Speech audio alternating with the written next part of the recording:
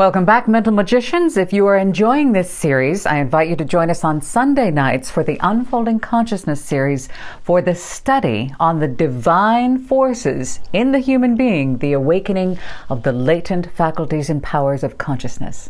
There we cover the ancient teachings of the Perennial Philosophy, of Theosophy, investigating the unexplained laws of nature and the powers that are latent or dormant in man. We cover the other consciousness centers and the glands in the human body that are particularly connected with the awakening of the latent, occult, which simply means out of view or not seen right now, forces in man from a state of dormancy to activity. They are the pituitary and the pineal glands, and their role and function are transducers of consciousness. The brain can transform energy into physical substances and states. Now, Atkinson's works served as an introduction for me to the Perennial Philosophy, to Theosophy, which is the eternal thread, the wisdom that runs through all of the world's religions, sciences, and philosophies. So it's pretty quiet here. It's a very quiet series, which is good because many agree with these teachings and are inspired by them, but very few understand. And if you're here, I think that's what you are, one of the ones who understand. Each week we read through this book, which is The Secret of Mental Magic by William Walker Atkinson. Now, if you missed the earlier videos, check them out. There's a playlist here on this channel. We're on page 36, and I massage Atkinson's text so it flows easier to speak in 2023. I am not changing the context, so here we go. Remember, do no harm. Do not take what belongs to another. Use these for good. We left off with desire and will in telementation or telepathy. So thought, not the motive power. This is what Atkinson is saying. We're in his text now. Those who have studied the phenomena of mental influence have generally accepted the theory that the effect upon other people was produced by the thought of the sender. Okay? Stay with me. And all the teachings upon this subject have been along this line as well. Now, Atkinson says he too thought that thought for many years was the power of thought, etc. But he says he's come to modify his views on this particular subject. Of course, everyone who has paid any attention to the subject knows that thought transference or telepathy is a fact, telementation being an established reality. But there is a very great difference between the fact that thoughts may be sent and received, like telegraphic messages on one hand, and that persons may be influenced and affected and bent to the desire or will of another on the other hand. It is like the difference between thinking and doing in our ordinary life. One may send his thoughts to another. He may receive them. That person may receive them. But what happens then? Where does the doing and compelling come in?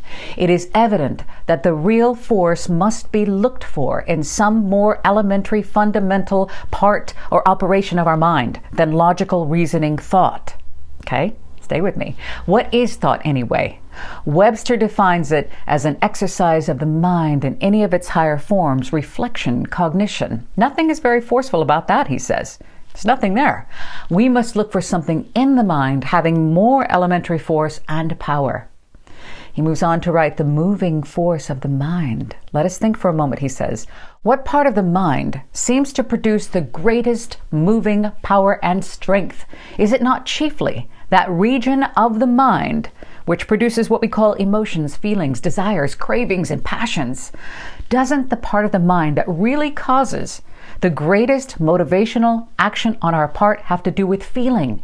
Is not the whole moving force largely summed up in two words, desire and will? Think about this for a minute.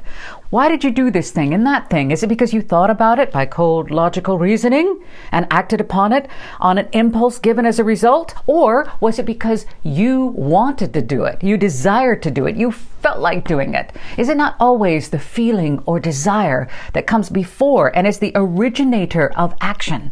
And as for thought and feelings, is it not just used merely as a judge deciding on the wisdom of this action and as an instrument to think of the best ways of manifesting the feeling or desire? Think of this. Is it not so? He says and asks, did you ever do a thing except under obligation that you did not desire to do?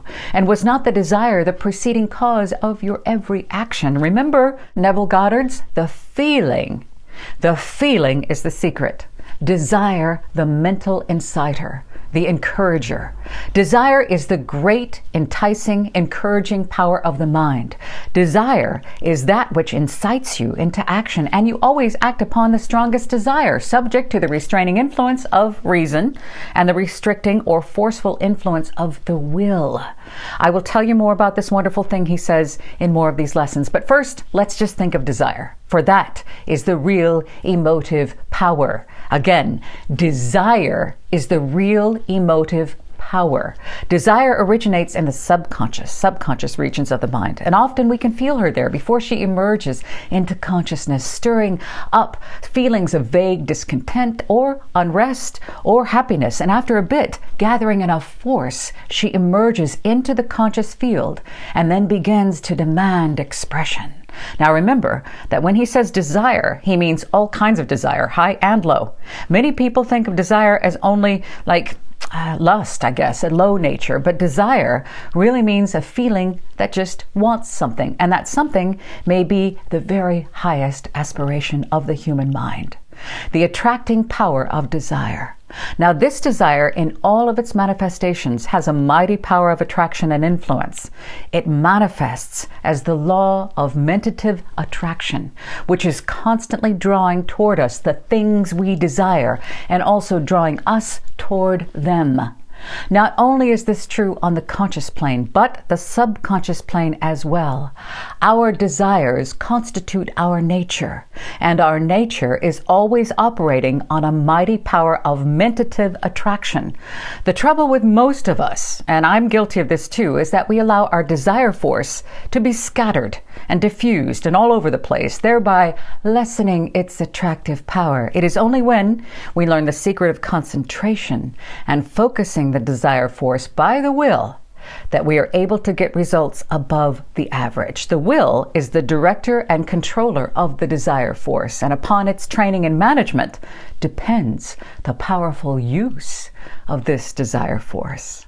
I am sharing this with you, trusting that you're going to use these abilities for good, to benefit all beings here on earth, not only yourself. Remember, if you want to go deeper into this study of Kriya Shakti, join us on Sunday for the Unfolding Consciousness series we just began last week. It is covering these intelligent powers in nature and humans, which is the investigation of the unexplained laws and hidden mysteries of nature, the psychic powers that are latent or dormant in mankind. That happens on Sunday nights. I'm here with you on Saturdays. I love you. It's an honor to be with you. Mental magic.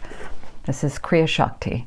It is being used right now for dark forces. I invite you to open this ability inside you and use it for good, which is what they were intended for all along. Everybody has this ability. I love you. I'll see you next week.